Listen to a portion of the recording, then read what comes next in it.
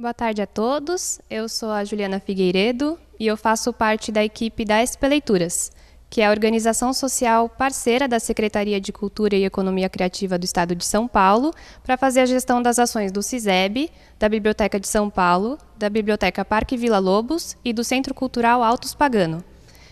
Bom, como vocês podem perceber, esse é um novo formato de interação para poder atender esses novos tempos. E, dado o período que a gente se encontra, tão desafiador, a gente fica muito contente de tê-los aqui conosco. Então, muito obrigada pela presença de todos. Eu quero fazer um agradecimento especial aos nossos parceiros do projeto da Biblioteca Comunitária do Barra do Una, lá em São Sebastião, e também da Rede Beija-Flor de Pequenas Bibliotecas Vivas de Santo André. Eles estão conosco hoje na transmissão. E, claro, também vou agradecer a Bianca Santana, nossa facilitadora, pelo aceite do convite. Eu também vou agradecer à equipe de programas e projetos, que é a responsável tanto pelo planejamento como a execução desse programa do Pra Ler, dessa ação do Pra Ler. Então, essa equipe é constituída por mim, pela Giovana Santana, pela Vanessa Souza e pela Jaiane Batista. Só para vocês ficarem sabendo, se vocês quiserem continuar por dentro da nossa programação e participarem de outras atividades como essa, é só continuar acompanhando os nossos canais de comunicação pelo site ciseb.sp.gov.br e também as nossas redes sociais, o Facebook e o Instagram, que é ciseb.sp. Eu já vou adiantar para vocês que tanto o questionário de avaliação quanto o certificado são enviados por e-mail em até 7 dias depois da realização do evento. Então, fiquem atentos aí à caixa de entrada de vocês. E durante essa oficina, a gente vai estabelecer algumas regrinhas para a condução da interação de vocês com a Bianca. Então, vocês vão poder mandar as mensagens de vocês por escrito no ícone QIA. É um ícone representado por 2 balões que fica na barra de ferramentas embaixo do vídeo de vocês. Se vocês tiverem alguma questão técnica ou comentário geral, manda pelo chat. O Q&A, que é o QIA, a gente vai receber quando vocês colocarem o nome completo, o município, o estado e a pergunta. E aí a gente encaminha para a Bianca para ela poder responder no final da oficina. A gente já vai pedir desculpas antecipadamente por qualquer problema técnico que possa acontecer. Então, se cair, por exemplo, a conexão, basta vocês clicarem no mesmo link para reingressar à plataforma, tá bom? E agora eu vou apresentar a nossa mentora de hoje, a Bianca Santana, que é autora do livro Quando Me Descobri Negra. Além de escritora e de facilitadora de oficinas de escrita, ela também é jornalista, ativista e pesquisadora, tendo recentemente concluído seu doutorado em Ciência da Informação. Então, qualquer outra informação que vocês queiram, é só acessar biancasantana.info. Dando início à atividade, eu desejo uma boa oficina a todos.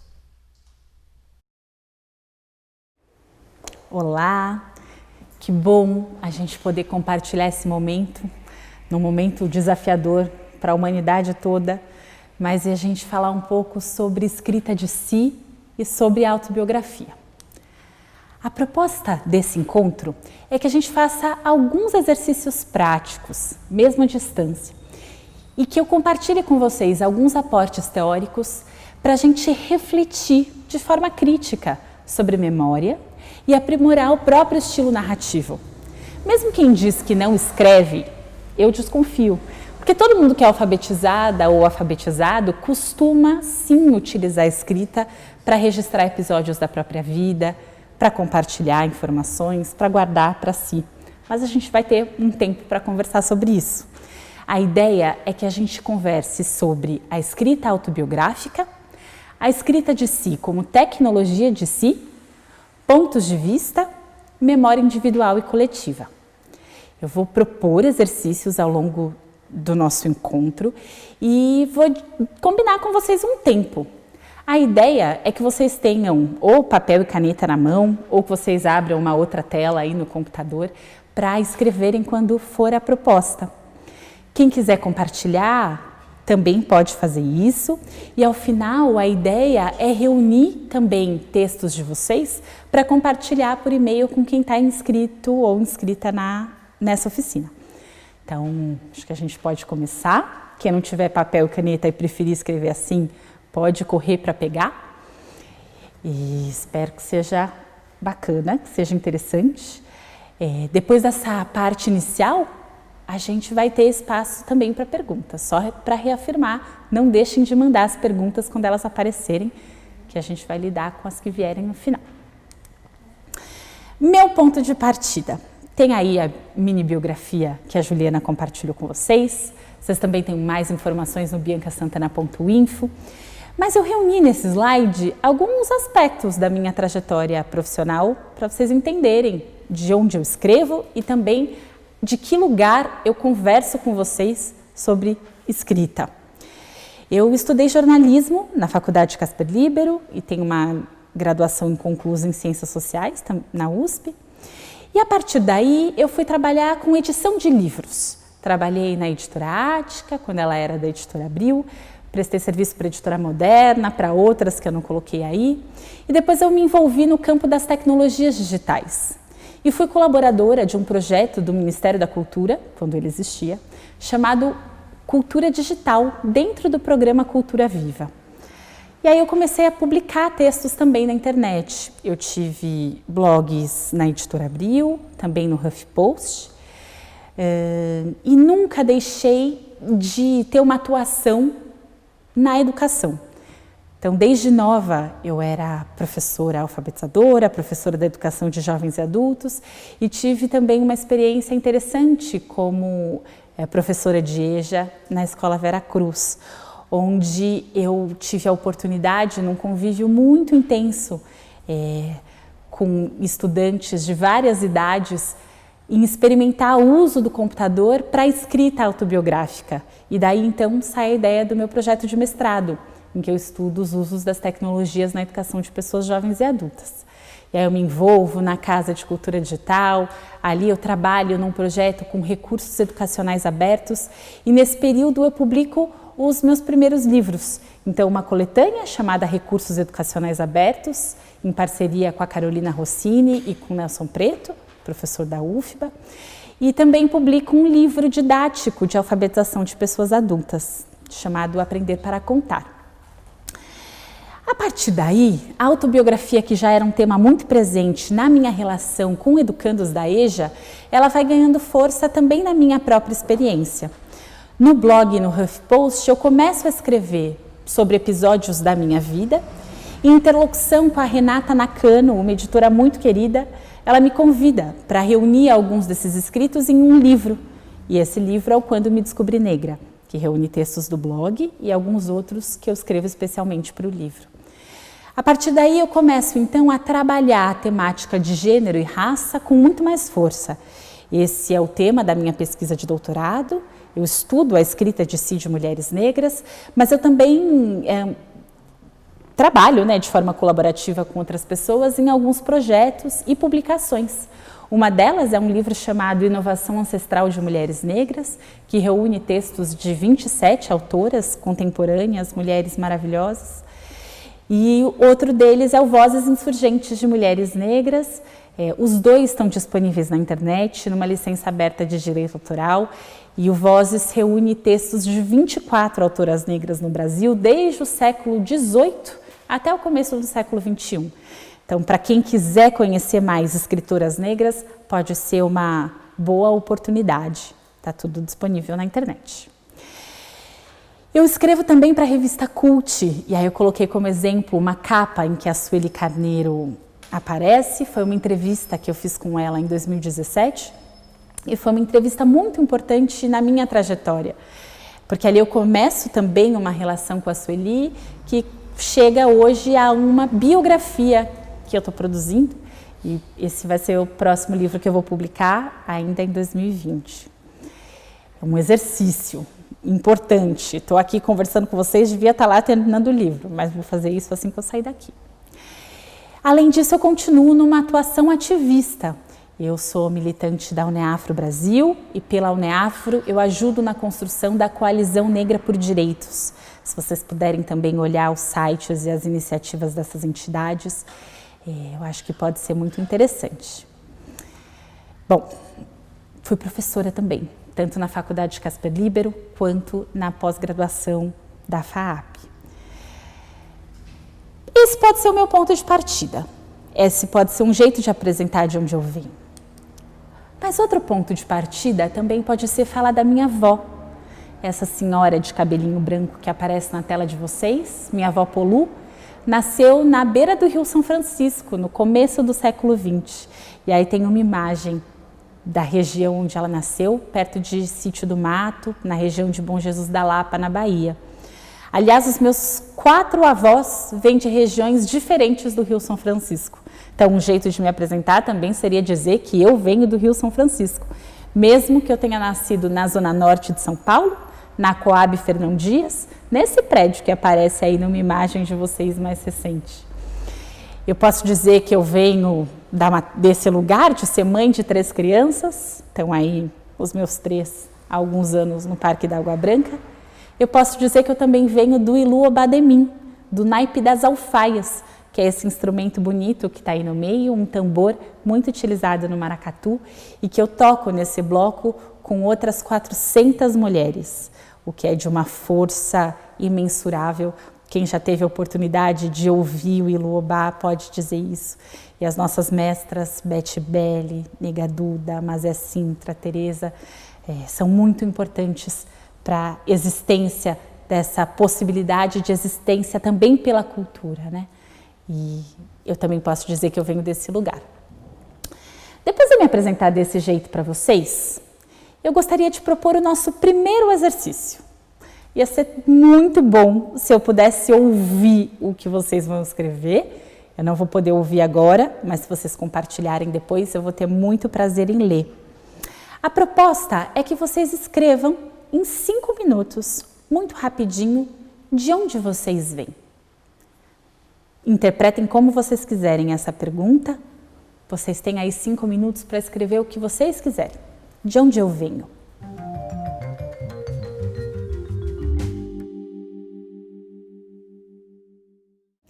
Algumas pessoas já compartilharam pelo chat, muito obrigada. A gente vai baixar depois esses textos todos. E quem puder também mandar para o e-mail do CISEB, vai ser muito legal para a gente aprofundar, conhecer melhor todo mundo e olhar mais para essa nossa escrita. Essa escrita é autobiográfica? Como pergunta. Essa escrita em 5 minutos em que você responde essa pergunta de onde você vem é autobiográfica? Se a gente for para o grego, pensando que a autobiografia é a escrita da própria vida, a gente pode olhar para essa escrita como autobiográfica. A Margaret Hago, que é alguém que escreve sobre escrita de si e, dentre tantas outras coisas, professora da Unicamp, uma mulher interessantíssima, com ótimos livros publicados, ela, num livro sobre escrita de si, ela também fala um pouco sobre os relatos autobiográficos. E ela diz que esses relatos, eles nos dão a oportunidade de reconstruir o passado, de avaliar as experiências que nós vivemos, mas também esses relatos dão sentido ao presente. Enquanto eu escrevo a minha autobiografia, enquanto eu escrevo a história da minha vida, eu tenho a possibilidade de reconstituir, a partir das minhas lembranças, aquilo que eu vivi. E essa reconstituição, ela não vai ser exatamente aquilo que eu vivi, mas isso a gente vai falar um pouco melhor. Porque nesse momento em que eu escrevo, eu também tenho a oportunidade de avaliar, de reparar, de lidar com, de repente, alguma coisa que me deixou alguma dor ou algum trauma. E com isso eu vou construindo sentidos para o momento que eu vivo. A narração de uma vida, longe de vir representar algo já existente, impõe sua forma e seu sentido à própria vida. Essa é uma citação que a Margaret faz a Leonor Arfush, que é uma escritora argentina que também trabalha com autobiografia, muito interessante e muito bonita. Então, narrar a nossa vida também ajuda a dar forma à nossa vida. Escrever e publicar a narrativa da própria vida foi por muito tempo, e continua sendo, em alguma medida, lógico, um privilégio das classes dominantes. Esse alerta, trazido também no livro da Margaret, nos permite pensar em muitas coisas. A gente pode pensar que há recortes de classe, gênero e raça na maior parte dos escritos que a gente encontra de autobiografia. Quando a gente chega a uma livraria, agora virtualmente, e vai procurar autobiografias, o que vocês acham que vocês vão encontrar? Muitos livros de homens brancos, alguns livros de mulheres brancas, poucos livros de mulheres negras, pouquíssimos livros de homens negros. Pensando aqui na realidade brasileira. Isso diz muito sobre a condição de vida das pessoas, sobre a condição social para a escrita, mas também sobre as publicações, sobre quem é que o mercado editorial brasileiro publica ou traduz. A gente vê uma mudança importante nos últimos anos. Se a gente fizesse essa pesquisa há 5 anos, aí que a gente não ia encontrar nada mesmo. Hoje a gente já encontra mais. Esse debate ele tem ganhado força na sociedade brasileira, ainda bem, porque a gente consegue conhecer mais perspectivas da nossa própria história. A autobiografia, ela pode ser vista também como um discurso de poder, de você contar o seu modo aquilo que você viveu e deixar para as futuras gerações esse seu autorretrato em forma de texto. Se eu só tenho um modelo de vida que alguém teve, eu conheço uma perspectiva muito limitada da nossa história. E se só essas pessoas brancas e ricas contam a história do Brasil, o que é a história do Brasil? Eu não conheço a história da maior parte da população. Esses relatos em primeira pessoa das diferenças de quem nós somos permitem conhecer muito mais das nossas diferenças e daquilo que a gente tem em comum, daquilo que é comum à humanidade, daquilo que a gente pode chamar de universal. Por que só determinada literatura é universal e a outra é considerada ou literatura feminina, ou literatura feminista, ou literatura de mulheres negras? Por que a gente não pensa a literatura produzida por essa diversidade de sujeitos e de vozes como literatura? Em alguns momentos, classificar é importante para a gente conseguir compreender, para a gente conseguir analisar, mas também é muito importante que a gente compreenda que todos os sujeitos produzem literatura universal, não só um sujeito que ocupa um posto, um topo como classe dominante. E essa escrita autobiográfica, ela acontece em muitas plataformas diferentes. Ela acontece nos blogs, nos nossos cadernos diários, são publicadas em livro, nas redes sociais. Muita gente compartilha relatos, mesmo que curtos ou longos da vida nas redes. Mas a gente também tem aqueles arquivos guardados no nosso computador que ninguém vê. A gente manda e-mails para as outras pessoas ou para nós. Eu tenho uma mania de salvar rascunho de e-mail. Às vezes eu quero ali escrever uma coisa rápida, é o que está à mão, eu guardo. E aí eu tenho um monte de coisa ali nos meus rascunhos. Tem gente que escreve e não guarda napo, que é o que tem disponível. Tem gente que escreve no papelão. Carolina Maria de Jesus, uma das maiores escritoras brasileiras, era catadora de papel. E ela não vendia todo o papel que ela catava. Uma parte dos papéis ela guardava para ela poder escrever. Desses escritos saiu o primeiro livro lançado por ela, chamado Quarto de Despejo, Diário de uma Favelada. Recomendo muitíssimo que vocês leiam. Vamos fazer um segundo exercício, depois dessa reflexão toda? Mas agora eu não vou deixar 5 minutos disponíveis. O exercício é mais complexo, mas eu vou deixar um pouco menos de tempo para a nossa atividade ficar mais dinâmica. Mesmo que vocês não terminem nesses 3 minutos que eu vou deixar com vocês, a gente pode retomar esse escrito depois. Depois da oficina, eu espero que vocês continuem escrevendo, compartilhando aquilo que vocês já escrevem e já escreviam antes dela. A proposta é que você narre uma situação que você viveu com outra pessoa, que essa narrativa podia gerar um conflito com a pessoa em questão. Então, sabe aquela situação que você viveu com alguém, mas se você contar pode dar ruim? A proposta é que você conte. Putz, mas como eu vou fazer isso? Você não precisa falar o nome da pessoa, você não vai publicar em qualquer lugar para que todo mundo leia, mas faça o exercício de narrar essa história que pode dar ruim se mais gente ler.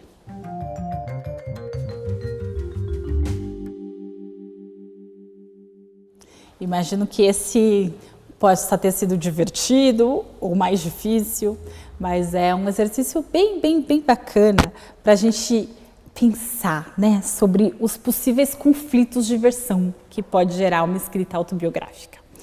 Porque muitas vezes a pessoa que viveu a situação com você, ela pode já de cara questionar. Ah, mas não foi bem assim. E aí a gente fica com essa pergunta.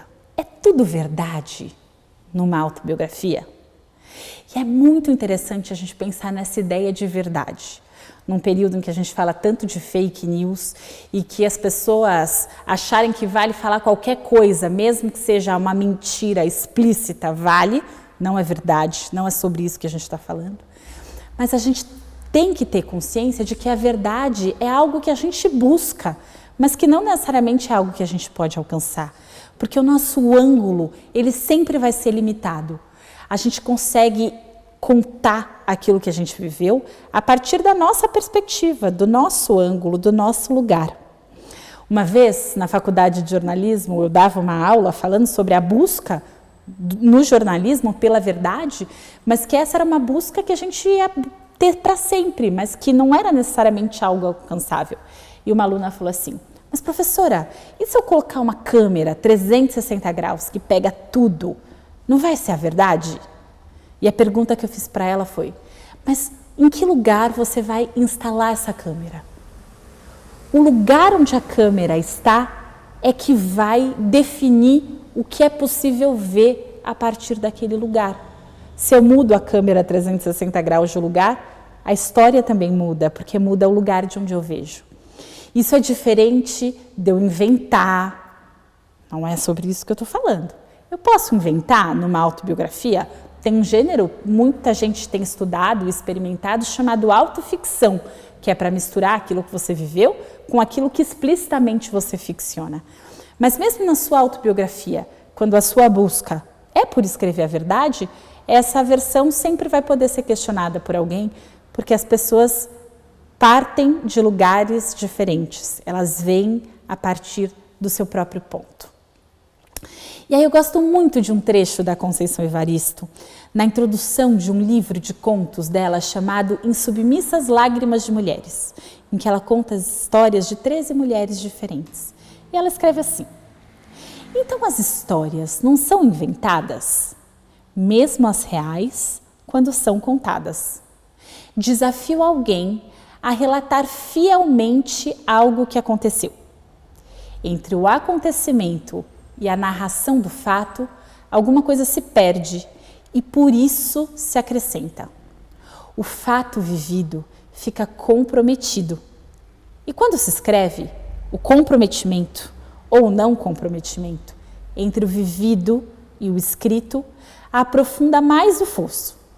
Entretanto, afirmo que, ao registrar essas histórias, continuo no premeditado ato de traçar uma escrevivência.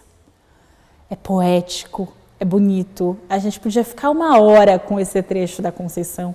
Eu espero que vocês a leiam nesse livro e em outros e partam, né, dessa narrativa saborosa e poética para reflexões muito densas e interessantes. Primeiro ponto importante. A noção de escrevivência da Conceição Evaristo diz respeito à escrita e à vivência de mulheres negras. E é importante explicitar porque é dessa forma que ela traz essa noção. Ainda assim, para qualquer pessoa, independentemente do seu ponto de partida, é muito interessante pensar naquilo que eu perco quando eu escrevo, mas naquilo que eu também ganho. Porque essa minha perspectiva, ela também traz nuances, ela traz cores, ela traz tons que não vão aparecer na forma como outra pessoa narra.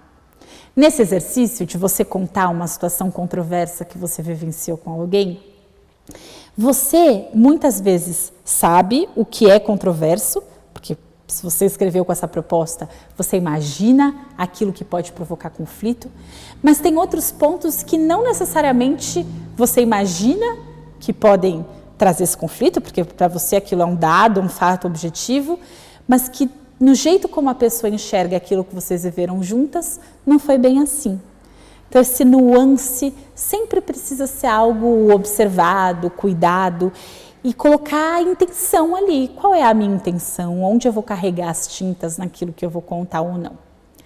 Às vezes, quando a gente escreve ou um post de blog, um capítulo de livro, o livro inteiro, E a gente fica um pouco preocupada em magoar aquelas pessoas de quem a gente gosta, porque a gente vai revelar a intimidade delas, né? O que eu faço com isso? Eu, Bianca, tanto como escritora como jornalista, eu consulto as pessoas. Então, eu pergunto, tudo bem eu contar isso que a gente viveu junto dessa forma? Eu gosto muito de ouvir a pessoa sobre isso. Jornalistas não costumam fazer isso, porque falam, eu não posso fazer isso, porque a fonte não pode distorcer o que eu escrevo. E não é sobre isso que eu estou dizendo. Mas quando eu narro um episódio que eu vivenciei junto com alguém, eu acho, Bianca, muito interessante ouvir também a perspectiva da pessoa sobre aquilo que a gente viveu, quando é um texto jornalístico. E a partir daí, eu tento escrever algo que se aproxime da busca da verdade. Num texto jornalístico. Num texto autobiográfico, que já, por princípio, é a minha perspectiva daquilo que eu vivi, quando eu acho que eu vou magoar alguém de que eu gosto, eu converso com a pessoa antes. Então, eu escrevi um texto sobre o meu pai, que está no Quando Eu Me Descobri Negra, que eu achava que eu podia magoar uma tia muito próxima e muito querida com aquele texto. E eu não queria magoá-la publicando uma coisa para todo mundo ler, que ela pudesse ler depois e ficar chateada. Eu peguei o telefone, telefonei para ela e li. Falei, tia, posso ler uma coisa para você? Quando eu li, ela ficou muito emocionada e a gente teve uma conversa muito bonita a partir disso. Eu publiquei o texto exatamente do jeito como estava, apesar de também ser duro para ela, mas ela também achava importante que eu contasse daquela forma. Um outro episódio, exemplo, também do Quando Eu Me Descobri Negra. Tem um texto ali em que eu escrevo sobre o uso de um turbante, em que eu fui trabalhar, eu prestava consultoria na época para uma instituição grande de ensino, e era ali um escritório muito formal, em que eu fui com uma roupa social e com um turbante cor de laranja, bem colorido na cabeça, mas eu nem me liguei no turbante, nem me liguei no ambiente, fui lá fazer o meu trabalho. Foi um dia de trabalho super produtivo, tudo certo, e na hora que eu estava indo embora, a gerente de projetos, que era a pessoa que tinha me contratado, fez um comentário. Que corajosa você vir aqui com esse turbante. Só isso. Mas essa frase dela pegou em mim em tantos lugares diferentes, porque fazia pouco tempo que eu usava o meu cabelo crespo, armado por aí, porque tocava, obviamente, numa temática de raça, de gênero, na minha autoafirmação como mulher negra num ambiente corporativo. E eu fiquei com aquilo dentro de mim e escrevi. Escrevi como um desabafo, escrevi o que tinha acontecido. Depois que estava escrito, eu achei que era importante publicar e eu mandei para ela. Ela não era minha amiga, ela era uma colega de trabalho, mas eu tinha bastante carinho e respeito por ela, ainda tenho hoje. Eu escrevi e falei, olha só, eu imagino que você não tenha feito por mal, eu te conheço, você é uma mulher incrível, mas eu queria te mostrar um texto de como a sua frase ressoou em mim. Mandei para ela. Ela demorou alguns dias para me responder, não deve ter sido fácil também ler, mas quando ela devolveu, ela falou, Bianca, eu jamais imaginei que essa minha frase pudesse significar tantas coisas diferentes para você. Essa, de fato, não foi a minha intenção e ler o que você escreveu me permitiu pensar em coisas em que eu não tinha pensado ainda. Aí foi meu desafio 2, né? Falei, olha, muito obrigada por compreender, mas eu também gostaria de publicar esse texto, sem dizer o seu nome, sem dizer o nome da instituição, mas para mim é importante contar o que aconteceu para outras pessoas, porque eu imagino que outras pessoas lendo também possam fazer a mesma reflexão que você fez. Ela também demorou mais uns dias e me respondeu falando que é óbvio que ela respeitava a minha escolha por publicar, ainda mais preservando a identidade dela, né? E assim aconteceu. Eu publiquei, foi um texto comentado na época, né, num blog, que também surtiu reflexões interessantes de outras pessoas. Então, mesmo no desconforto de publicar no nosso relato ou na nossa escrita autobiográfica algo que pode incomodar outras pessoas, esse conflito ele pode ser muito positivo para uma construção coletiva. Muitas vezes a gente acha que fugir do conflito é importante. Ah, aqui tem uma questão. Ah, então não vamos falar dela. Putz, tem um problema, ignora, deixa passar. Não é bem isso. todo mundo sabe, imagino, de experiências vividas, que quando a gente esconde debaixo do tapete só vai acumulando. E que falar, nomear, contar é um primeiro passo para refletir sobre. E quando a gente conta na escrita autobiográfica episódios vividos por nós, às vezes a gente pensa, mas isso vai interessar para alguém? Mas será que por que uma pessoa vai querer ler isso? Porque quando a gente lê algo que aconteceu com a outra pessoa, isso nos permite conhecer o ponto de vista dela, que é diferente ou pode ser diferente do nosso, do meio onde ela vive, da classe, da cidade, da região do país, do rural ou do urbano, do caiçara. Então, ler essa perspectiva importa para todo mundo, porque todo mundo pode conhecer aquilo que é diferente de nós e reconhecer o que é próximo e o que não é próximo. Ao mesmo tempo, quando eu leio algo que aconteceu com a outra pessoa, eu também tenho uma bela oportunidade de refletir sobre a minha própria vida. Então, a escrita autobiográfica, ela diz respeito às suas memórias e àquilo que é individual, mas ela também diz respeito a memórias que são coletivas, compartilhadas com mais pessoas. E aí eu já estou bagunçando a ordem dos meus slides, vocês vão perceber. Mas a autobiografia, como esse gênero, que pode aparecer em vários outros gêneros literários, né? Então, eu posso escrever um conto autobiográfico, uma crônica autobiográfica, eu posso ter um romance e ser uma autobiografia. Mas, de qualquer forma, ela penetra no território literário, mas sempre vigiada por uma contenção.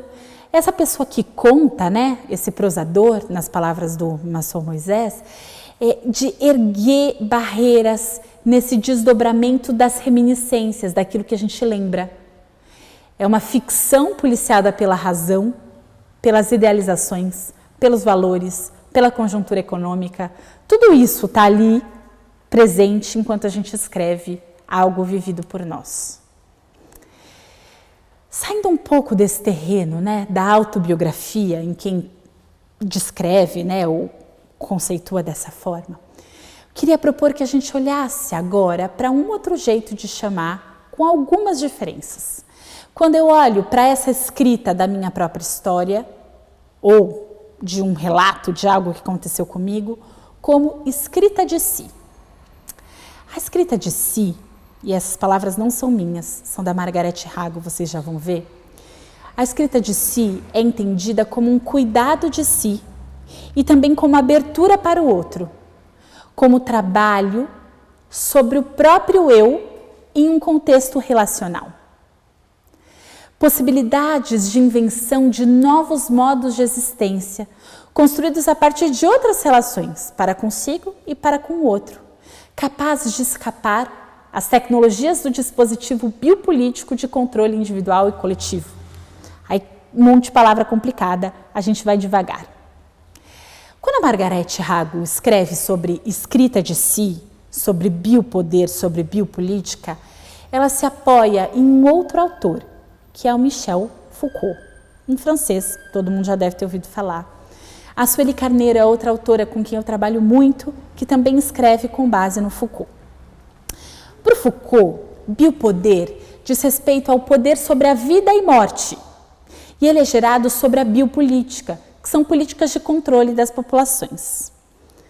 É complicado, mas não é tão complicado assim de entender.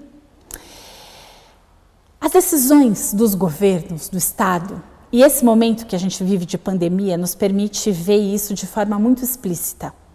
O Estado toma decisões que podem provocar a morte ou preservar a vida de toda uma população ou de determinados grupos nas populações. O signo de morte, ele acompanha algumas pessoas, desde o nascimento, no tratamento ou não de doenças e na morte. Naquilo que o Foucault e outros autores chamam do outro. Então, para o ser, um eu hegemônico que ocupa o poder se estabelecer como ser, ele define um outro. Esse outro, muitas vezes, ele é regido sob o signo da morte, nas políticas que geram esse biopoder. Tem um outro autor que tem sido bastante citado nesses tempos, que é o Achille Mbembe, que escreve sobre necropolítica, E ele também estuda o Foucault para falar sobre essa necropolítica. Tem a ver com essa política de morte sobre determinados corpos. A Sueli Carneiro escreve brilhantemente sobre isso na tese de doutorado dela. E quando a gente começa a estudar os dispositivos do Foucault, o dispositivo de racialidade escrito pela Sueli Carneiro, a gente vai ficando numa angústia enorme, porque parece que as leis, o sistema de saúde, as decisões políticas, todas elas estão numa instância que muitas vezes a gente não tem tanto poder sobre elas, a gente não pode interferir tanto, e elas desenham a morte de determinadas pessoas. Infelizmente, hoje, enquanto a gente faz essa conversa, nós temos mais de 30 mil pessoas mortas no Brasil por Covid-19, sabendo das subnotificações. E isso não é acaso, isso não é uma tragédia, isso é biopoder, isso é biopolítica. Como a gente escapa disso? O Foucault, quando ele estuda o poder, ele também estuda as formas de resistir ao poder.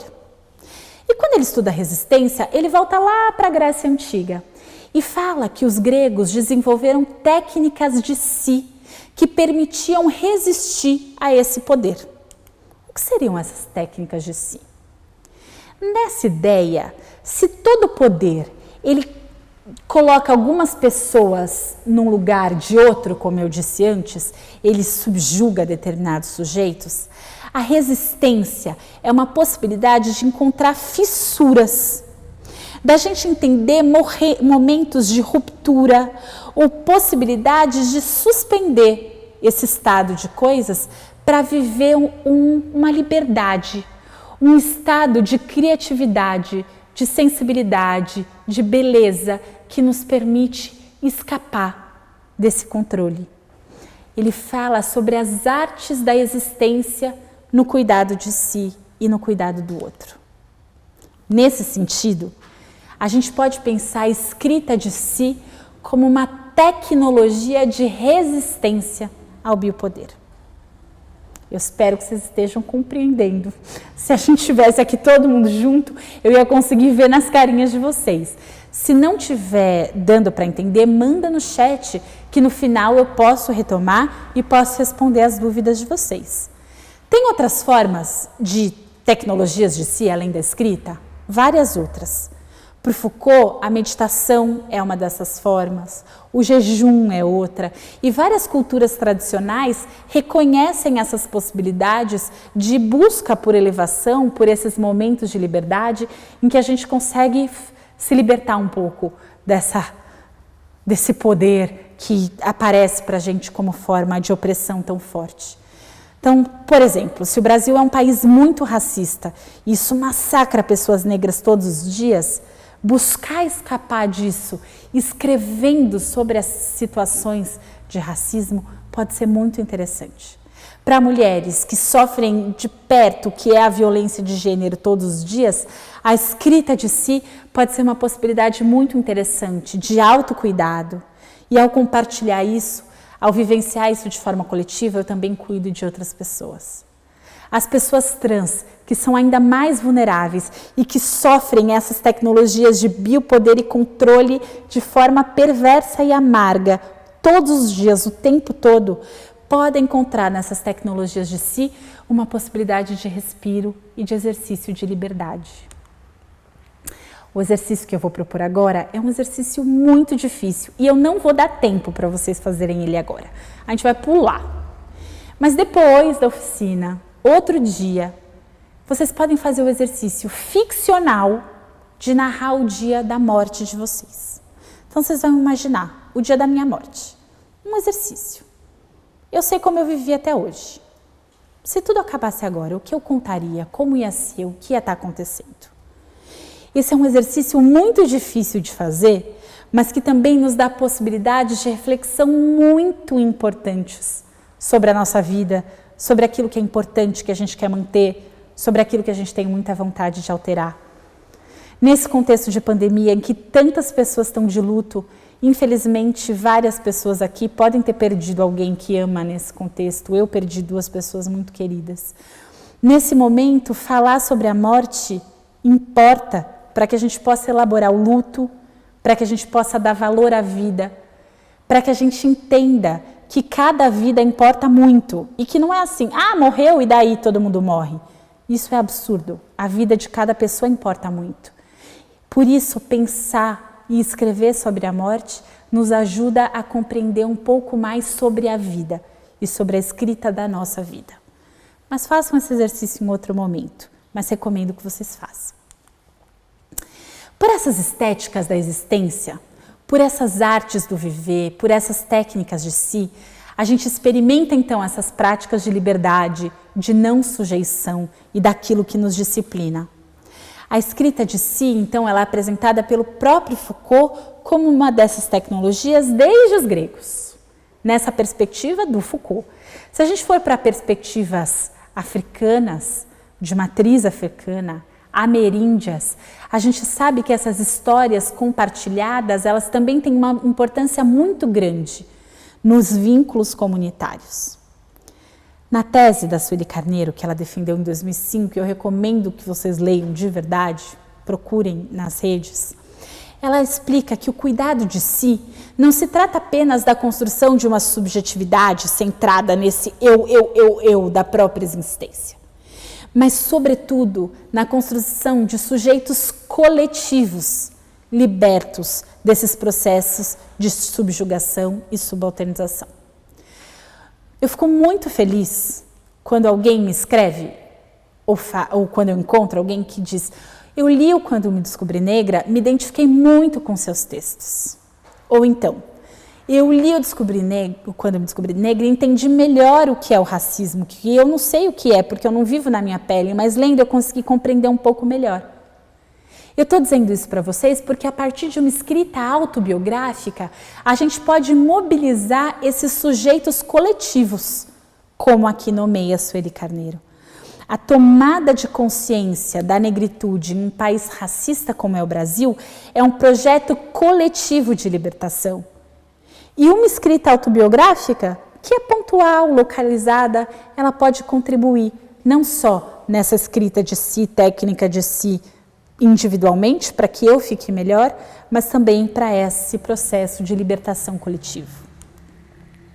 E aí um exercício que esse sim eu vou propor que vocês façam. Descreva a limpeza do seu quarto. Como assim, Bianca? Não entendi direito o que é para fazer. Vou explicar. Você sabe o que é uma descrição, certo? Descreva a Bianca que está dando oficina. A Bianca é uma mulher de 1,70 m de altura, ela é uma mulher negra, mas não tem a pele retinta tão escura, ela agora está usando uma blusa branca, tem um microfone de lapela, ela está com um turbante num pano africano. Eu posso continuar descrevendo a Bianca, certo? Descreva como você chegou aqui hoje. Período de pandemia, eu saí da minha casa, vesti uma máscara, limpei as minhas mãos antes de sair, entrei no carro, dirigi até aqui. Quando eu saí, passei álcool gel de novo, de máscara, só tirei na hora do estúdio. Então, eu estou descrevendo, certo? Então, vocês vão fazer essa descrição da limpeza do quarto de vocês. 3 minutos. A gente já volta.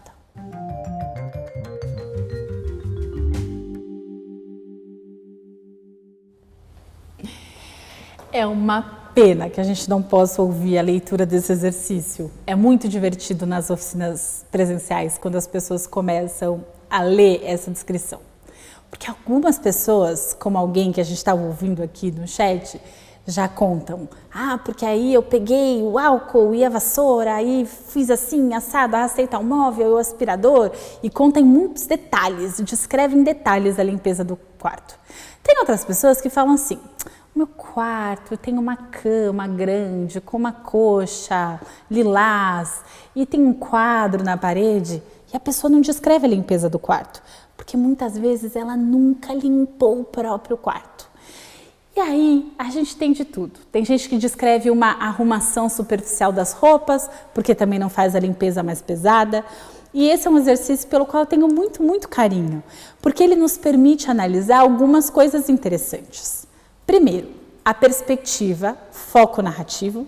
E segundo, ponto de partida, lugar de fala. Vou elaborar um pouco melhor. Perspectiva ou foco narrativo. Você que narrou a limpeza desse quarto, ou é um quarto que isso já aconteceu, alguém que descreveu um quarto autolimpante, você nem não tinha, provavelmente, ou uma empregada doméstica, ou uma mulher da casa, a mãe ou a esposa fazia o trabalho, então era um quarto assim que parecia autolimpante, não tinha sujeito na limpeza. Tinha um outro quarto que nunca era limpo, tinha alguém que limpa o próprio quarto fazendo essa descrição. Tinha também casos de exercícios das pessoas que observavam alguém limpando e contavam a partir dessa observação. Qualquer coisa que eu vá narrar tem também um processo de descrição na própria narrativa.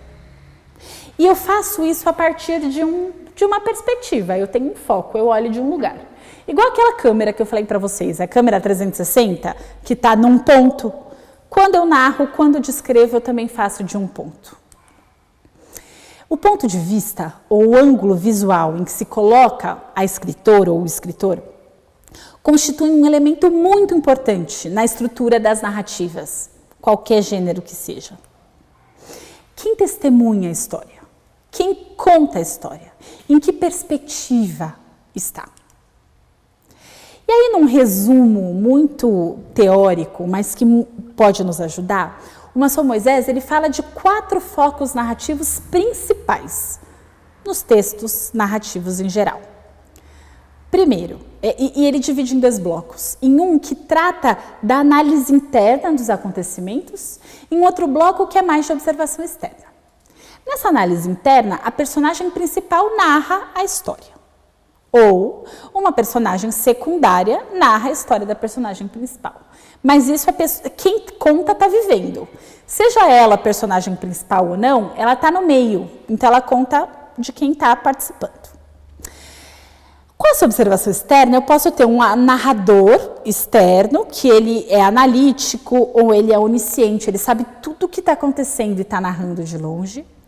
Ou eu posso ter um narrador que não sabe tudo. Ele está ali num ponto e ele conta como observador, mas ele não sabe o que está na cabeça das pessoas, ele não faz análise, ele só conta como um observador externo. Eu posso tentar inventar um outro foco narrativo? Posso. É difícil? É bastante difícil. Na sua autobiografia ou no seu relato autobiográfico, você precisa inventar um narrador? Só se você quiser. Mas, normalmente, na nossa autobiografia, a gente escreve em primeira pessoa como o personagem principal que narra a sua história, desse ponto de vista interno. Mas eu posso escrever uma autobiografia experimentando outro foco narrativo? O texto é seu, pode tudo. Perspectiva, ponto de vista, diz respeito ao contexto. A enunciação, a quem fala, quem conta. A Patricia Hill Collins, que é uma feminista norte-americana, ela fala de standpoint, que dá para a gente traduzir como ponto de partida. Essa perspectiva do standpoint, ou ponto de vista, expressa que a realidade é construída com base na sua própria experiência, na experiência da opressão para resistir, no caso dela, uma teórica feminista negra. Todas essas citações que eu faço, as referências estão no final dos slides, e os slides vão ficar disponíveis para vocês. Vocês podem consultar quando vocês quiserem e ir atrás dos textos. Recomendo muito todos eles. Como assim? Se não deu para entender essa história da perspectiva, manda nas perguntas. Mas a realidade, no jeito como eu a vejo, ela tem a ver com o lugar que eu ocupo nessa sociedade. A limpeza do quarto. Não é por mal, viu, pessoal? Mas se a gente olha os dados no Brasil de divisão de trabalho doméstico, a gente vai ver que as mulheres gastam muito mais tempo com trabalho doméstico do que os homens. Em todas as classes sociais. Em todas as raças e origens e cor de pele também. Por que as mulheres gastam mais tempo no trabalho doméstico? Isso, obviamente, permite muitas discussões políticas, sociológicas, que muitas autoras fazem bem. Mas isso também determina o jeito como eu conto as minhas histórias, ou como eu conto a minha vida. Todo mundo mora em algum lugar, e esse lugar precisa ser limpo, por uma questão de saúde, de bem-estar. Só que eu presto atenção nessa limpeza, muitas vezes, se eu faço essa limpeza. Senão aquilo não necessariamente existe. Eu lembro quando eu li Carolina Maria de Jesus pela primeira vez. Eu já era adolescente, já tinha uns 16 anos de idade. E pela primeira vez eu tinha contato com um livro que contava histórias que tinham muito a ver com aquilo que eu vivia na minha casa, na Coab onde eu vivia, com as histórias que eu ouvia da minha família, dos meus vizinhos. E num primeiro momento eu não gostei, porque o que eu lia em livros era tão diferente da minha vida que na minha cabeça livro era aquela outra coisa. E como aquela mulher tinha escrito uma coisa que era da vida no livro? Olha só, eu demorei para entender que os livros podem ser escritos por quaisquer pessoas, idealmente. E que as diferentes perspectivas podem também estar nos livros. O foco que eu dou para determinado tema tem muito a ver com a minha vivência em relação àquele tema. Se a gente fizesse um outro exercício sobre compras no supermercado, cada pessoa, além de contar dos seus gostos, dos seus desejos, daquilo que é muito pessoal, elas também não iam, os relatos iam dar informações muito preciosas sobre o contexto social em que a pessoa vive. Eu nunca ouvi relato no Brasil de uma mulher branca ser seguida no supermercado enquanto faz compra pelo segurança. Eu já ouvi muitos relatos de pessoas negras dizendo isso. E esse é um exemplo. A gente poderia observar muitos outros exemplos e diferenças a partir dessa narração que vem de cada lugar. E reconhecer esse ponto de vista é muito importante, especialmente para a gente valorizar os diferentes pontos de vista. Para mim, interessa muito conhecer o ponto de vista de alguém que vive uma realidade muito diferente da minha. E quando eu conto a minha realidade na minha autobiografia, eu também permito que outras pessoas compreendam aquele contexto em que eu vivo. Eu fiquei muito intrigada quando a editora do SESI, que publicou Quando Eu Me Descobri Negra, me procurou dizendo que uma editora nigeriana tinha se interessado em publicar o meu livro na Nigéria. Eu pensei, na Nigéria? Outros países da diáspora, o Quando Eu Me Descobri Negra, talvez fizesse mais sentido na minha cabeça. Mas a Nigéria, que é um país preto, em que a temática da negritude talvez não exista do mesmo jeito, e talvez seja assim, é interessante, mesmo aquilo que é muito diferente, é interessante conhecer perspectivas diferentes da história. A humanidade faz isso. A gente passa um pedaço importante da nossa infância lendo autores ingleses, americanos, que contam da neve. Tem um texto famoso da Chimamanda, que é, na verdade, um vídeo, né? O perigo de uma história única, que depois também vira uma pequena publicação, em que ela fala que ela passou metade da vida dela na Nigéria lendo histórias sobre maçãs e neve, coisa que ela nunca tinha visto na vida. E mesmo assim interessava a ela. Então, todo ponto de vista importa, toda perspectiva é interessante. A Djamila Ribeiro tem trabalhado essa noção de perspectiva como lugar de fala.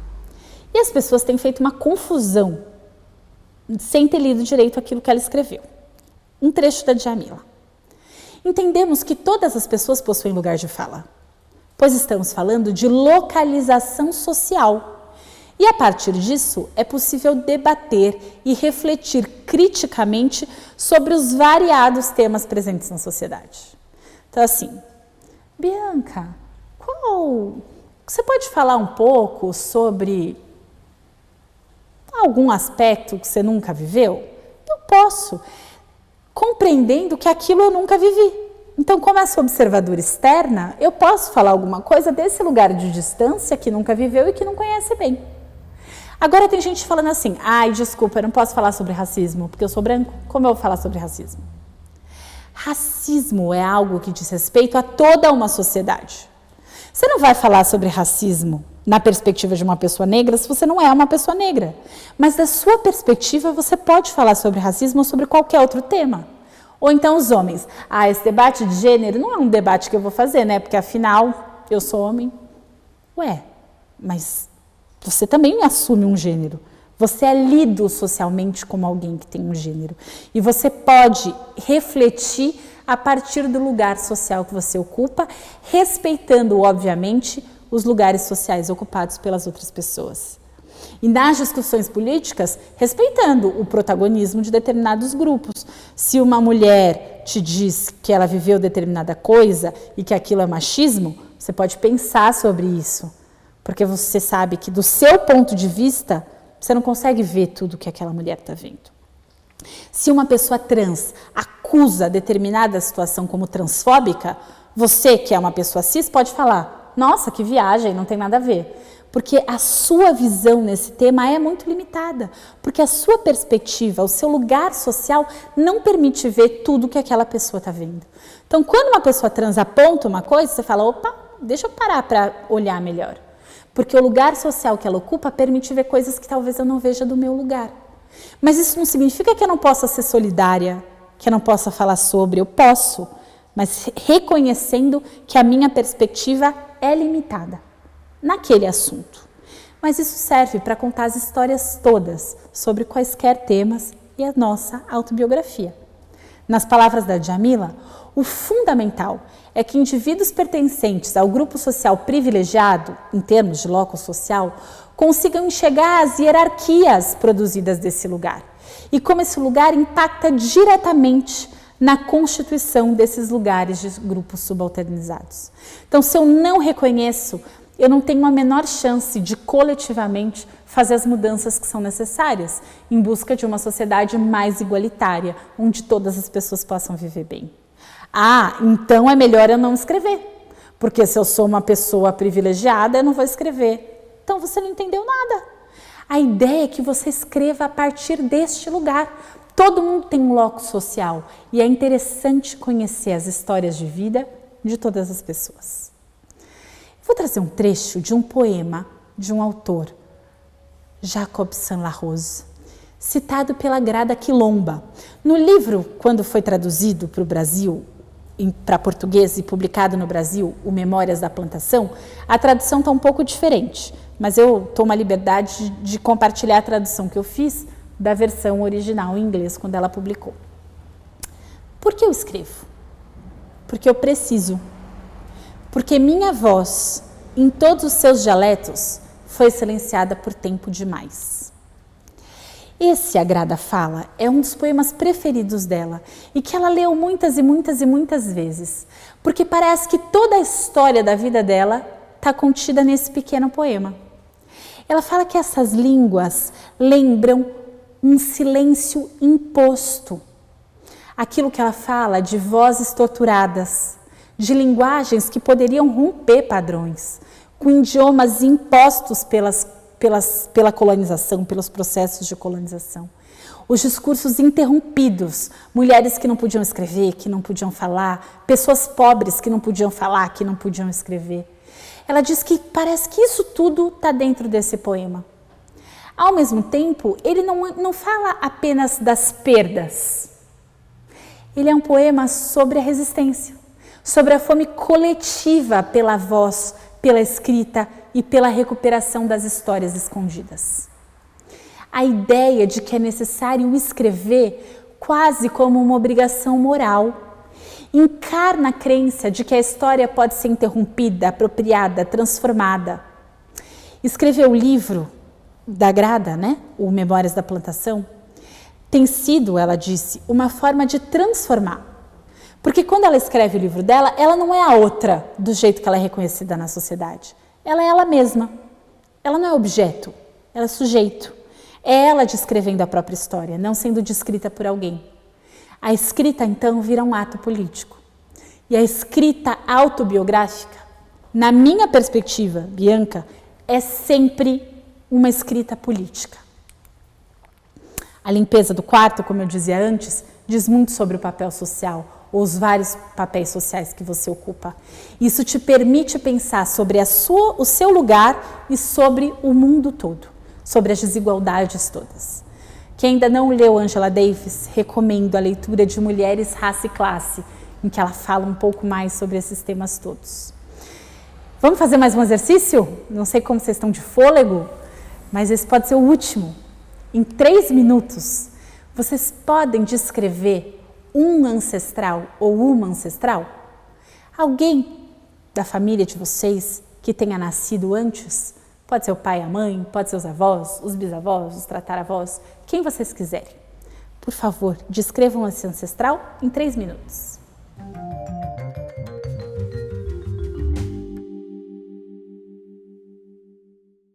Então, um exercício de memória muito prazeroso, em alguns casos bastante emocionante.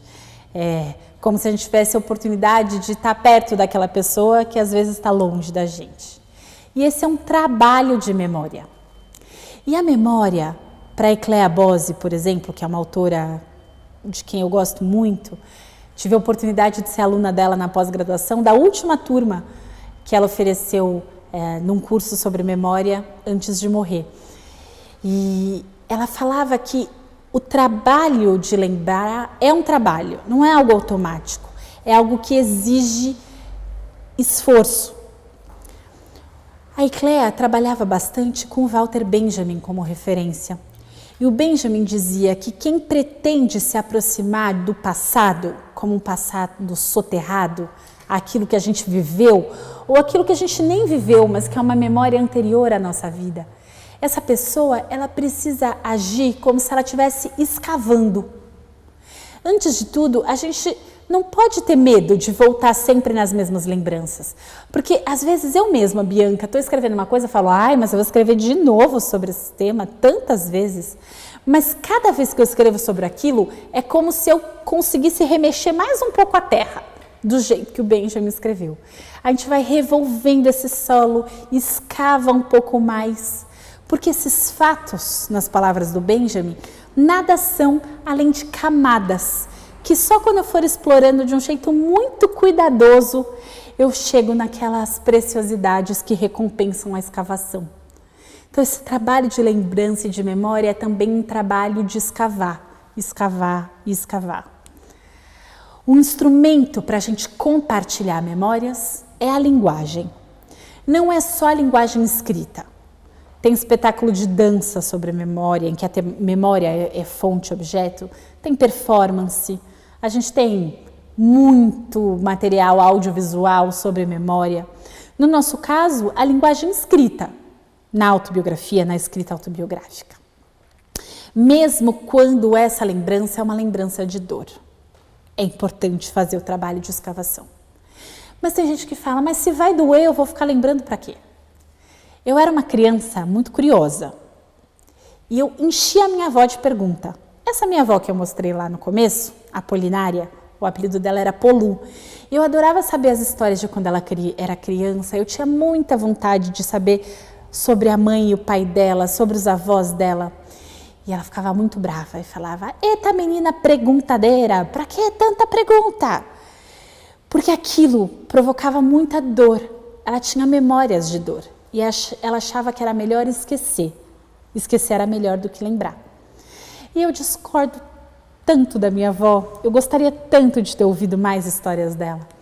Porque, vou trazer aqui como referência a Jeanne-Marie Gagnaban, psicanalista, professora da Unicamp, também da PUC. Ela escreve sobre memória trazendo o Holocausto, o Shoah, de uma perspectiva judaica. Ela diz que os sobreviventes do Holocausto, aquelas pessoas que não se perderam totalmente naquelas dores e naquelas mágoas, elas podiam até tentar esquecer, mas elas não conseguiam. É próprio da experiência traumática essa impossibilidade de esquecimento, essa insistência na repetição. Então, o primeiro esforço era tentar dizer o indizível. Aquilo que era mais absurdo, aquilo que tinha provocado tanta dor. Como você conta um trauma? Essa tentativa de contar é uma tentativa de elaboração simbólica do trauma. E quando a gente elabora, a gente continua a viver. E a gente vive melhor. Ao mesmo tempo, é uma atitude de testemunha de uma coisa que a humanidade toda precisa saber. As memórias de dor, elas são também coletivas. E quando a gente não conta, a coletividade não sabe que aquilo está acontecendo. Ou não guarda a memória terrível daquilo que aconteceu. O que a gente vive hoje no Brasil, de pessoas, por exemplo, falando bem do regime militar, ou elogiando a tortura, é aceitável nessa sociedade, na minha visão, porque a gente não falou suficientemente sobre a dor e os traumas das pessoas que foram perseguidas. Se a gente lê os relatos dos relatórios de busca por memória, verdade e justiça, você não consegue ler em primeira pessoa as torturas vividas por alguém e não se mobilizar em relação àquilo e não compreender o quanto é aceitável. Infelizmente, vai ter uma parcela pequena de pessoas que vão achar que é isso mesmo que tem que fazer, infelizmente. Mas, como sociedade, quando a gente ouve os testemunhos, a gente se mobiliza. A gente não tem no Brasil memórias partilhadas suficientes sobre o que foi a escravização de pessoas negras no Brasil. Então, a gente não tem dimensão da brutalidade desse período.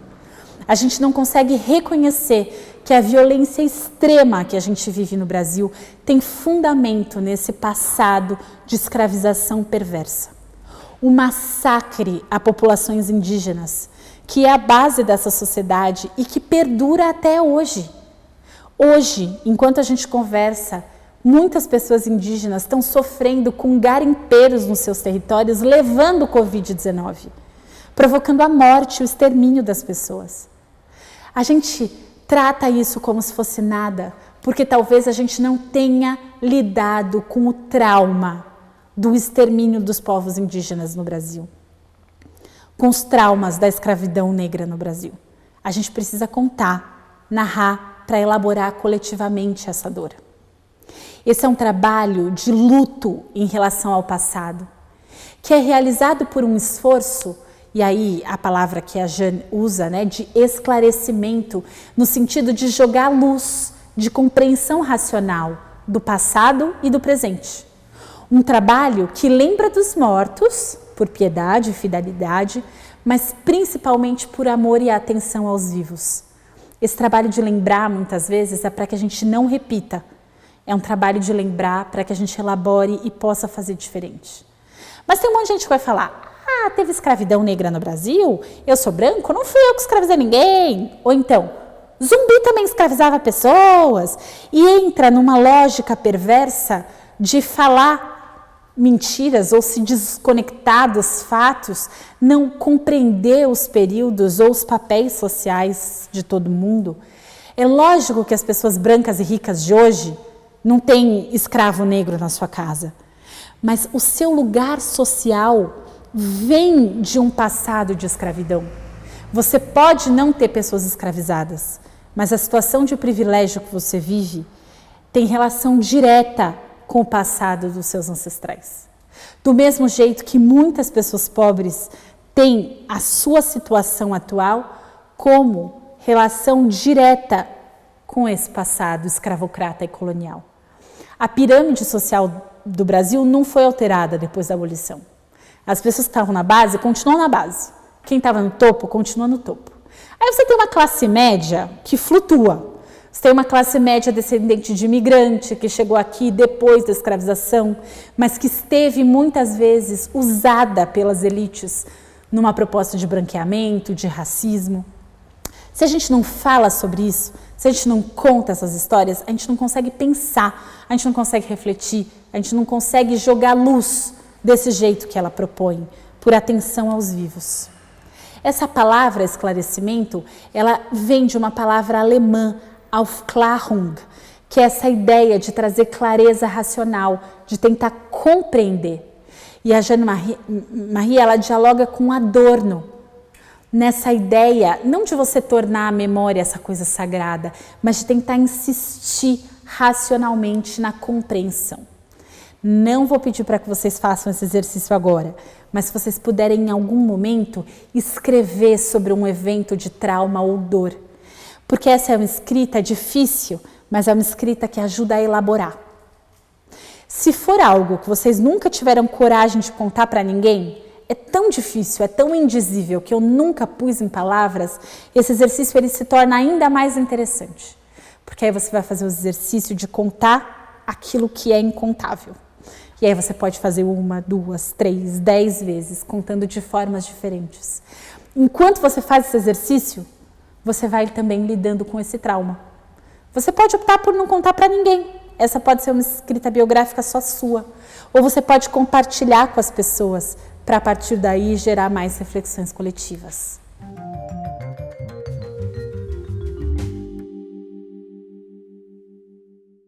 Tiveram a oportunidade de escrever. Espero que mesmo assim, curtinho, entrecortado, não tenha sido ruim. É muito gostoso no presencial a gente ler juntas e juntos, mesmo os episódios de dor, porque a gente tem a possibilidade de acolher o que as pessoas trouxeram, a gente tem a oportunidade de se consolar, de se olhar nos olhos, e à distância isso não é a coisa mais simples de se fazer. Mas quem quiser compartilhar com as outras pessoas pode fazer isso pelo chat ou pode também mandar no e-mail.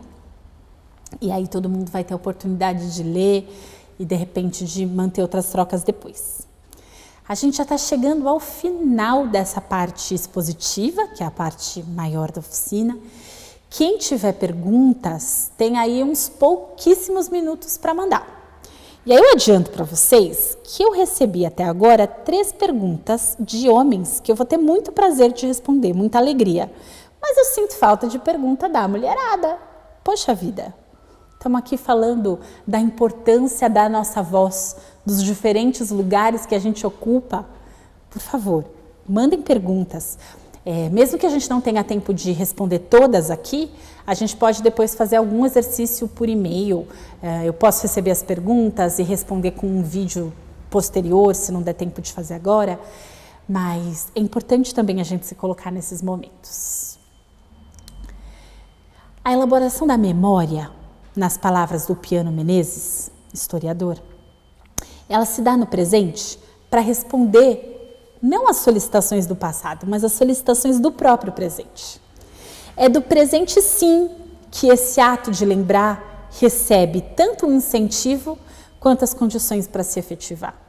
Então, quando a gente lembra, essa lembrança do passado está a serviço do agora e, obviamente, do que vem depois, né? Ecleabose. Qual a forma predominante da memória de uma pessoa, de um indivíduo? O único modo correto de sabê-lo é levar essa pessoa a fazer sua autobiografia. A narração da própria vida é o testemunho mais eloquente dos modos que a pessoa tem de lembrar. É a sua memória. A gente só vai saber das memórias de alguém se essa pessoa contar pra gente, por escrito, falando. E aí é muito legal ter essa conversa com vocês que estão nas bibliotecas e que podem incentivar muitas outras pessoas a produzirem os seus relatos autobiográficos. Ou então que elas estimulem, especialmente as pessoas mais velhas, a também contarem as suas histórias. A Ecleabose, ela dava uma atividade muito bonita para as alunas e os alunos dela. A gente tinha um trabalho final de curso que era o seguinte: a gente entrevistava uma pessoa com mais de 60 anos de idade e uma pessoa que tivesse algum trabalho manual ou braçal. Alguém que tivesse menos reflexão intelectual, elaboração, discurso pronto, mas alguém que tivesse mais conectado com o fazer das mãos, que tivesse vivido muitas coisas. E a única pergunta que a gente fazia era: você pode me contar a sua vida? Nesse exercício de a pessoa contar ou escrever sobre a própria vida, a gente tem lições preciosas sobre as memórias, as lembranças daquilo que é muito individual, mas daquilo também que diz respeito a todas e todos nós. No livro da Ecleabose, que eu já vou passar a referência para vocês, ela conta histórias maravilhosas de pessoas idosas que ela entrevistou, que ela chamava de velhos, lembranças de velhos, e que contam histórias maravilhosas sobre o Brasil. Então, tem, por exemplo, uma mulher idosa que veio para o Brasil, imigrante italiana, e que tinha lembrança de, na infância, ir para o Teatro Municipal em óperas muito caras. E ela contava que isso acontecia porque as pessoas ricas da elite paulistana não sabiam que hora tinha que bater palma para a ópera. Então, reservavam ali umas vagas para os italianos pobres, porque eles sabiam a hora certa de aplaudir e ensinavam para todo mundo. Ela estava contando a história da vida dela, mas isso conta tanto da história do Brasil, de quem nós somos. Tinha uma outra história muito, muito interessante. Estou aqui tentando lembrar, era um pintor famoso. Não vou conseguir lembrar, estou com dificuldade agora. Mas era uma senhora que era casada com um operário e que ela queria pintar flores no teto da casa dela, que era muito comum ali nos anos 20 ou 30. E aí ela falou para o marido dela contratar um pintor, que eles tinham umas formas, né, para fazer essas flores bonitas no teto. E o marido dela tinha ali economizado junto com ela o dinheiro, mas na hora de contratar ele falou, tudo bem se eu não contratar um pintor de parede profissional? É que tem um irmão aqui, e aí é um sobrenome de pintor famoso, tem aqui o irmão do fulano que está precisando de dinheiro e ele não tem os moldes, mas ele faz a flor bem bonita na mão. E aí, de repente, aquela mulher tinha um afresco de um super pintor no teto da casa dela. Então, são histórias, lembranças individuais que contam muito da história, das lembranças e da memória coletiva. Vocês vão encontrar isso na Carolina Maria de Jesus, na Conceição Evaristo. Já vou fazer mais recomendações para a gente encerrar. Não se preocupem em anotar, porque os slides vão ficar disponíveis. Então, a gente tem aqui como referência tanto os textos teóricos, mas eu fiz alguma bobagem, acho, na hora de salvar. Está por ordem alfabética e eu só estou achando as últimas referências. Então, eu vou corrigir e vou mandar os slides com as referências completas para vocês. E eu também tenho recomendações de leitura de textos ou autobiográficos ou de autoficção que permitem refletir sobre isso tudo que a gente conversou e que permitem também a gente se inspirar para escrever as nossas próprias biografias. Então tem uma americana, da Chimamanda Adichie, que ela conta ali a história da Efemelu, que é uma personagem de ficção, mas que tem muitos dados autobiográficos da Chimamanda. O Irmão Alemão, do Chico Buarque, que é um romance em que ele conta de um irmão alemão que de fato ele tinha e descobriu adulto, esse irmão que o pai tinha escondido.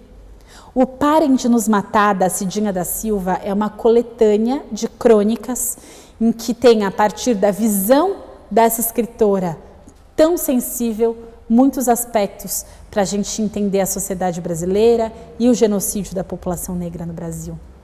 A Angela Davis, além do livro que eu já tinha recomendado, ela tem também uma autobiografia que foi lançada no Brasil no ano passado. Quarto de Despejo, da Carolina Maria de Jesus, que eu falei algumas vezes. O Becos da Memória é o meu romance preferido da Conceição Evaristo. Ela escreve coisas maravilhosas, mas no Becos da Memória a gente vai entrando junto com ela nos becos de uma favela. E a gente entra, ouve a história de uma personagem e volta, e conhece a outra, e volta, e conhece e volta. São os becos da favela e também as lembranças de uma menina de uma favela em Belo Horizonte. Tem um Rio em Chamas, do Dinho, que são textos muito interessantes, num formato meio de crônica, mas numa linguagem rápida, que interessa bastante, especialmente a quem é mais jovem e que pode ser bem legal para trabalhar nas bibliotecas. A Queda do Céu, do Davi Kopenawa, que tem muitos aspectos da autobiografia de uma liderança indígena, sobre um conhecimento ancestral importantíssimo que a gente conhece tão pouco no Brasil. Mas quando a gente lê, isso dá para a gente alguma coisa que você fala, isso aqui eu nunca tinha lido, mas eu sabia de algum jeito. Porque essa memória indígena, ela também está presente nas nossas vivências, nas nossas conversas, em quem a gente é. Ler autores indígenas nos ajudam a perceber isso. Leite do Peito, da Geni Guimarães, que livro maravilhoso para pessoas de qualquer idade. Memórias também de uma menina negra no interior de São Paulo. A autobiografia da Rita Lee, que é divertidíssima, a gente dá muita risada. Mas tem momentos também de muita tristeza e tensão que ela conta de forma muito bonita. A Rita Lee, ela sofreu, por exemplo, um abuso sexual na infância e ela conta isso no livro, de um jeito que quando a gente lê, a gente até perde o ar de tão forte que é, mas eu imagino que contar seja também um modo de reelaborar trauma e ler é uma forma também de a gente lidar com um tema difícil e tão importante. E tem outro aspecto da história que é muito legal, que a Rita Lee conta de quando ela foi presa. Ela estava grávida, ela foi presa no regime militar e ela estava sem fumar maconha naquele período, pela gravidez, mas ainda assim ela foi acusada de ter maconha em casa e por isso ela foi presa. E na época é como se existisse uma rixa entre ela e a Elis Regina, MPB e rock, uma coisa meio boba. Mas ela conta no livro de que a Elis Regina, quando soube que ela estava presa, foi até o lugar onde ela estava presa, até a penitenciária, exigiu vê-la, e ela era Elis Regina, conhecida, o delegado ficou numa situação difícil, e ela viu a Rita Lee super magra, mal alimentada, e a Rita Lee estava com sangramento e sem atendimento médico, desesperada. Ela disse que a Elis Regina fez um escândalo na delegacia, encomendou um marmitex para a Rita Lee comer melhor e fez questão de que um médico chegasse para atendê-la, senão ela ia fazer uma denúncia na imprensa internacional. Então é um episódio muito bonito de uma autobiografia que permite também a gente conhecer mais da história do Brasil. A Rosa Luxemburgo tem muitos escritos. Esse é um dos 3 volumes editado pela editora da Unesp, em que tem escritos políticos, em que ela conta muitos aspectos da vida, ensaios teóricos e cartas. O volume que eu mais gosto é o volume de cartas, porque ela conta coisas divertidíssimas para as amigas, para os amantes, briga, é muito bom.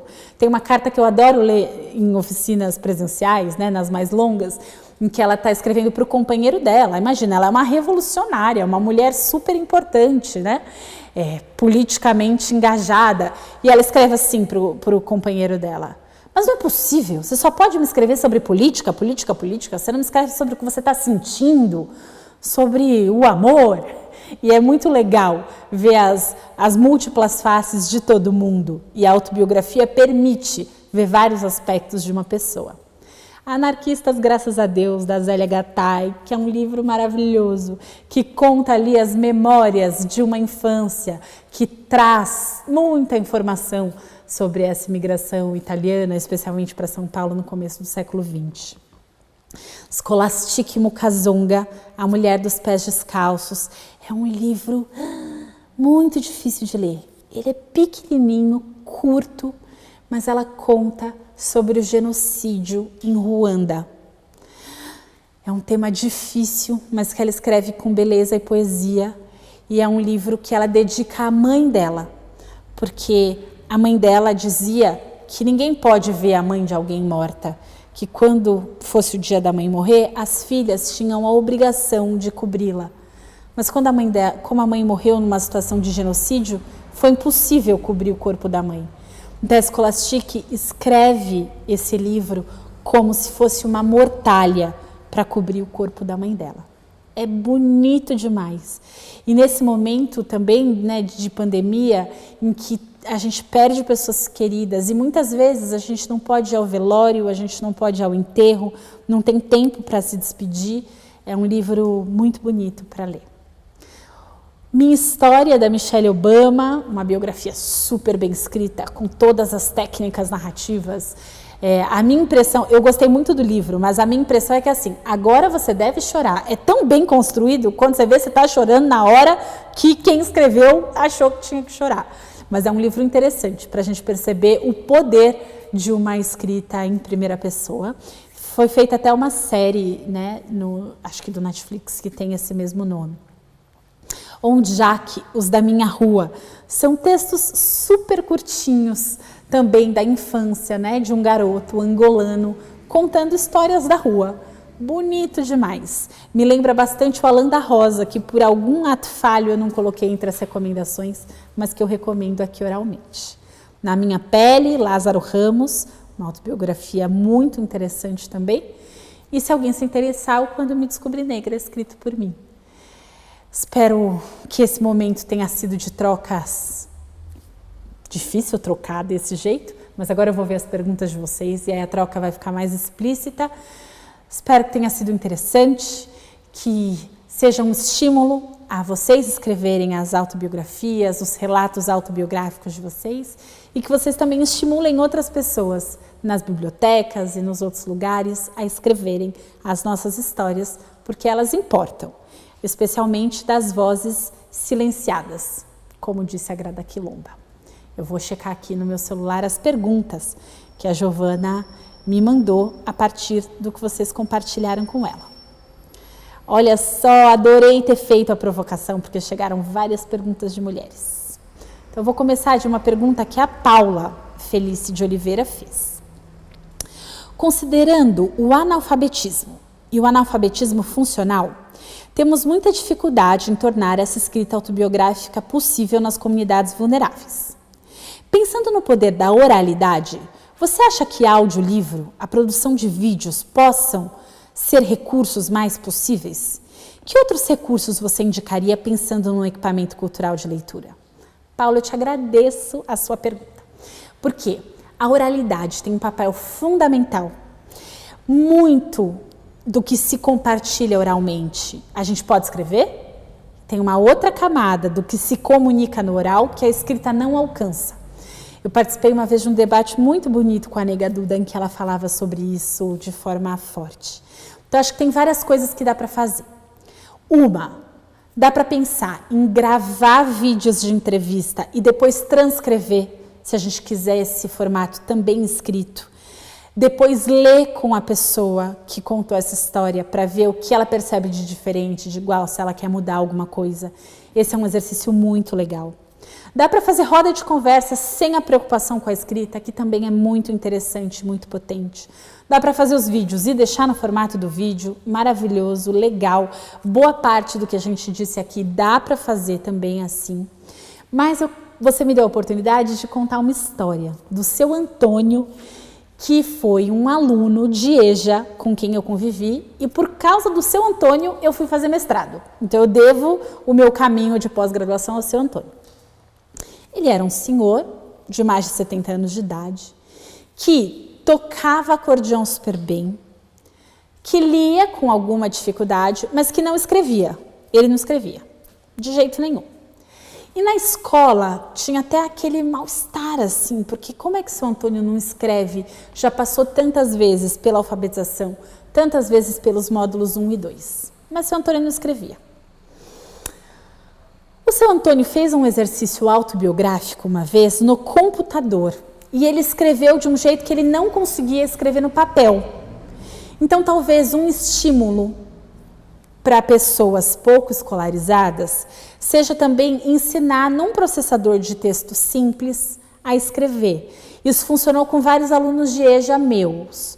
E eu também vi várias experiências assim nas escolas, de pessoas com muita dificuldade de escrever, mas que conseguiam escrever um pouco melhor no teclado. Então, essa é uma tentativa. Agora, tem um exercício que eu fazia nas minhas turmas de EJA, antes de propor que escrevessem, que era muito legal. Por isso, eu vou compartilhar para ver se serve para alguém. Eu pegava a Terceira Margem do Rio, do Guimarães Rosa, para ler com alunos recém-alfabetizados. Quando eu decidi fazer isso, a coordenadora olhou para mim e falou: Bianca, não surta. A gente lê Guimarães no ensino médio, como é que você vai ler com um adulto recém-alfabetizado? Para com isso. Falei, por favor, me deixa tentar. Porque pensa só, as pessoas têm muita experiência de vida, elas têm pouco tempo de escola, mas elas já viveram muita coisa. E parte importante das pessoas nessa situação, aqui no estado de São Paulo, elas vêm como migrantes do Nordeste, do Norte de Minas Gerais. Então tem uma oralidade na escrita do Guimarães Rosa que as pessoas vão reconhecer. E aí eu dei uma aula uma vez que o resultado foi tão legal que eu adotei todo ano. Eu imprimia a Terceira Margem do Rio em letra grande, espaçamento, o que dava muitas folhas, porque é um conto grande. E aí eu deixava, antes das pessoas chegarem, eu deixava nos lugares onde elas iam sentar virado para baixo. As pessoas já ficavam curiosas, né? Aí depois eu falava, olha gente, então esse é o texto de hoje, a gente vai ler junto. Quando eles pegavam o texto, eles falavam, ficou louca de vez, né? Professora, a gente acabou de aprender a ler, aqui tem muito texto, tem muita palavra. Aí eu começava a ler, eles iam acompanhando de um jeito torto, eu falava, então para tudo, vira de novo para baixo, eu vou ler para vocês. E eu fazia todo o exercício que eu conseguia para tentar transformar no mais oral que eu pudesse aquele texto escrito. De repente as pessoas ficavam curiosas, elas olhavam o papel assim, davam aquela olhadinha, será que o que ela está lendo está mesmo aqui? Porque parece que ela está contando. E aquilo era uma oportunidade de as pessoas terem outra conexão com o texto escrito. A escrita podia ser próxima daquilo que elas falavam. Não precisava ter tanto medo. Você pode escrever sim do jeitinho que você fala. Mas e se tiver uma palavra errada? E aí o Guimarães tem a maravilha do neologismo. E as pessoas falavam, mas professora, eu posso escrever uma palavra que não existe? Pode. No texto literário você pode. Mas e se eu escrever errado? Se for ortografia, a gente corrige depois. Mas se você quiser manter desse jeito, pode também. E chama neologismo. E ele é um escritor super premiado. Quis compartilhar com vocês porque a gente pode usar várias estratégias para lidar com essas travas e esse medo de escrita em quem tem pouca escolarização. Mas a minha experiência também é de gente com muita escolaridade também se sente muito travada ao escrever. Então, é legal pensar mesmo em modos de fazer nos diferentes territórios. Eu conversei aqui como se todo mundo fosse muito adulto. E eu já vou pedir desculpa para a Isabelle Galdino Teixeira, que tem 14 anos de idade, e que me mandou o seguinte. Sou muito jovem, tenho 14 anos. Me interesso muito por escrita, livros, biblioteca. Sonho um dia, talvez, poder escrever como escritora. Seria esplêndido. Queria saber se vão acontecer mais atividades como essa. Com certeza você pode acompanhar as redes e você vai saber aqui de mais atividades. Tenho certeza que várias delas interessantes. Isabelle, você pode ser escritora. Eu, quando tinha a sua idade, jamais imaginei que eu seria escritora, nem tinha essa vontade. E se eu, que tenho várias limitações, conseguir, eu tenho certeza de que você vai fazer isso também. Exercita, faz as oficinas, os cursos, escreve e, principalmente, leia muito. Leia diferentes autoras e autores, diferentes gêneros literários. Quanto mais você lê, mais você vai escrever. Quanto melhor você lê, melhor você vai escrever. Muito obrigada, Isabelle, por estar com a gente aqui nessa conversa. Vamos lá. Uma pergunta do Flávio, aqui de São Paulo. Por que seria eticamente recomendável mostrar para o outro um texto, quanto o mais se o preservo, à medida em que ele também está dotado de sua força de contar? Flávio, eu agradeço a sua pergunta e ela também dialoga um pouco com uma pergunta da Cíntia Mendes, aqui de São Paulo. Você falou que costuma conversar, consultar as pessoas que compartilham as memórias com você. Mas e quando a pessoa com a qual você compartilha não é alguém com quem você tem uma relação boa? Nesse caso, você acha que é ético escrever o episódio autobiográfico sem citar nome, mesmo sem conversar? Muito bom, agradeço a vocês pela pergunta. Eu acho eticamente recomendável consultar e mostrar, mas essa é a minha perspectiva. Eu tenho certeza de que a pessoa também tem a possibilidade de contar a versão dela se ela quiser. Pensando que talvez hoje eu esteja aqui falando com vocês, eu tenho a chance de escrever coluna em revista e talvez essa pessoa não tenha. Então, pensando também na oportunidade de talvez eu ser mais lida ou menos lida que alguém, é algo a levar em conta também, né? Nessa decisão. Algo que dá para conversar, mas eu também acho que a partir dessa reflexão, cada pessoa vai saber se ela deve compartilhar ou não. Eu acho que é uma reflexão que precisa ser feita com muita honestidade e também com coragem. Tem coisas difíceis que a gente vai escrever sobre as outras pessoas e que talvez seja importante a gente escrever, sem mostrar para ela ou sem consultá-la. E eu vou aproveitar para conectar com uma pergunta que foi feita aqui com curiosidade. Mas já chegaram mais perguntas, então acho que a Giovana também já foi fazendo uma seleção. Deixa eu ver aqui o que eu tenho. Marilena Nakano, de Santo André, tenho tanta admiração pelo seu trabalho, Marilena. Nem li sua pergunta ainda, mas aproveito para te agradecer e dizer que eu te admiro o seu trabalho demais. Tenho 72 anos de vida muito vivida, ainda atuo.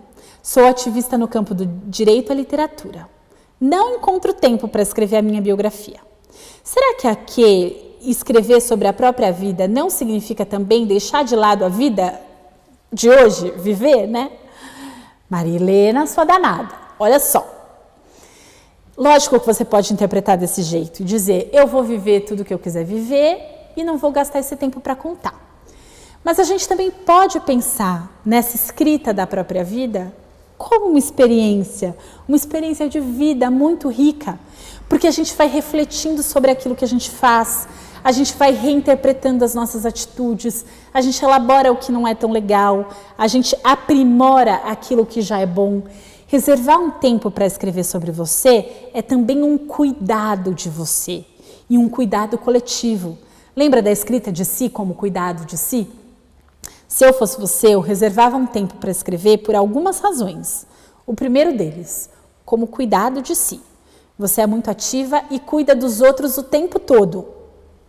Vale a pena reservar um tempo para cuidar de você mesma.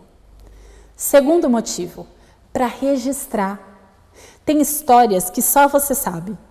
Tem perspectivas que são só suas. Se você falar, não, deixa, vai, depois alguém faz uma biografia minha. Não vai ter as coisas que você queria contar, não. Então, contar a sua perspectiva é importante.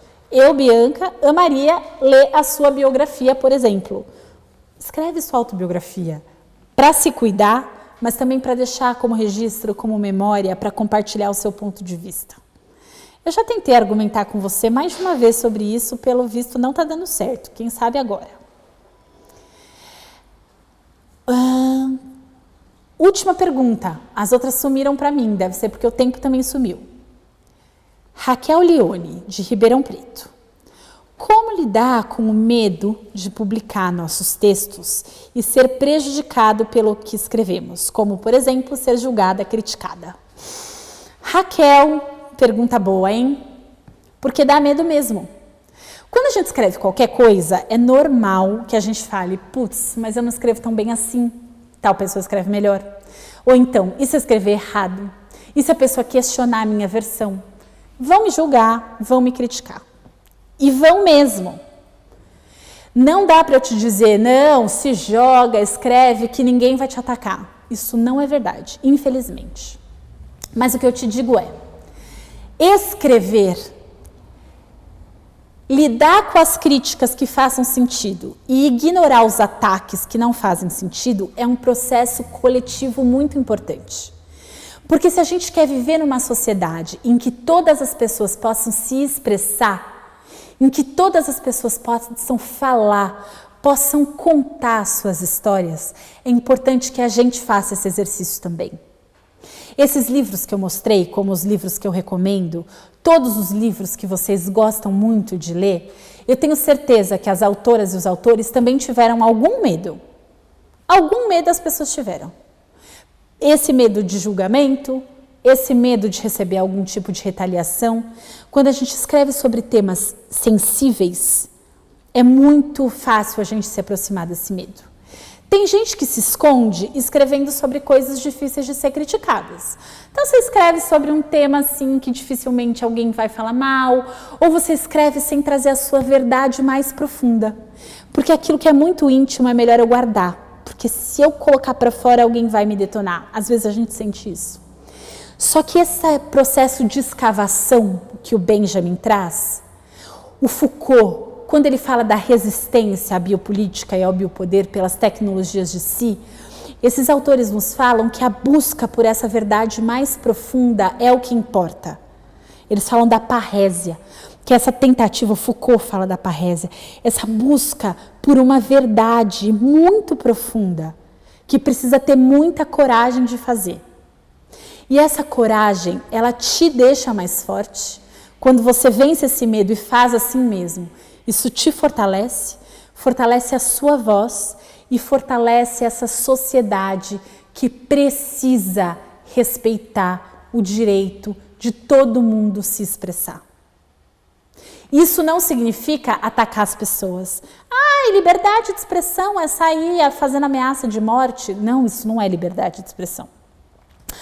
Então liberdade de expressão é eu xingar todo mundo e propagar discurso de ódio. Não, isso também não é liberdade de expressão.